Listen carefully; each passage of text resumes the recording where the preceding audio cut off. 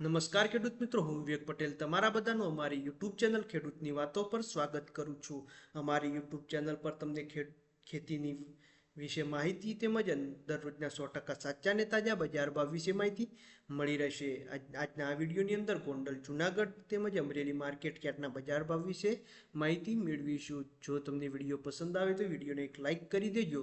આ વિડીયો તમારા બીજા ખેડૂત મિત્રોને શેર કરી દેજો અને નીચે આપેલા લાલ કલરના સબસ્ક્રાઇબ બટનને દબાવીને બાજુમાં આપેલા બેલ આઇકોનને પણ દબાવી દેજો, જેથી કરીને અમારા આવનારા તમામ નવા વિડીયોની માહિતી તમને સૌથી પહેલા મળી રહે. તો ચાલો આજનો વિડીયો ચાલુ કરીએ.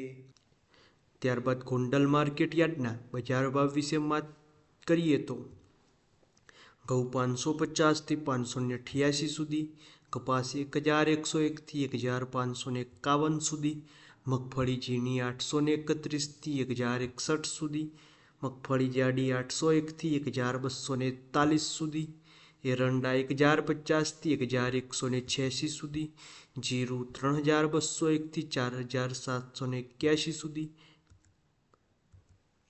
ડુંગળી લાલ 301 થી 761 સુધી, બાજરો 401 થી 471 સુધી, મગ 1141 થી 1601 સુધી, ચણા 1321 થી 1506 સુધી, ચણા સફેદ 1521 થી 2991 સુધી, અડદ 1821 થી 1861 સુધી, તુવેર 1251 થી 2161 સુધી, રાયડો 1221 થી 1221 સુધી, મેથી 901 થી 1241 સુધી, વાલ 531 થી 1776 સુધી, વટાણા 800 થી 2851 સુધી.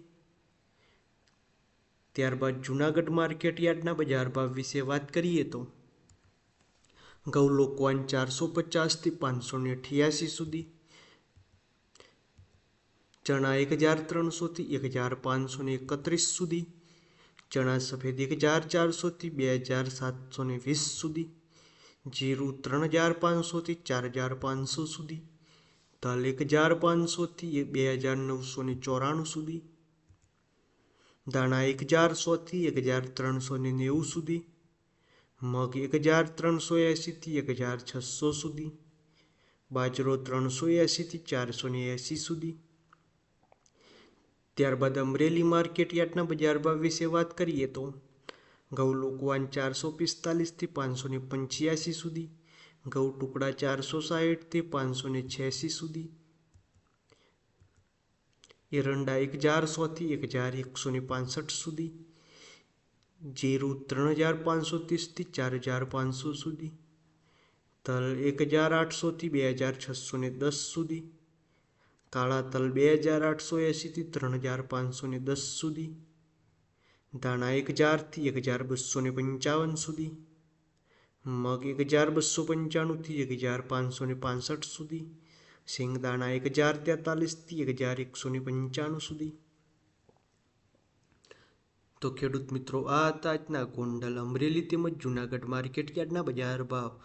જો વિડીયો પસંદ આવ્યો તો વિડીયોને એક લાઇક કરી દેજો ને તમારા બીજા ખેડૂત મિત્રોને વિડીયોને ચોક્કસથી શેર કરી દેજો, કારણ કે આપણી યુટ્યુબ ચેનલ નવી છે તો આપણે 1000 ખેડૂત મિત્રોનો પરિવાર જલ્દીથી પૂર્ણ કરી શકીએ. અને જો તમે આપણા વોટ્સએપ ગ્રુપમાં જોડાવા માંગતા હોય તો આપેલા કોડને સ્કેન કરીને અથવા તો આપેલા નંબર પર મેસેજ કરીને જોડાઈ શકો છો. વિડીયોમાં અંત સુધી બની રહેવા બદલ આભાર.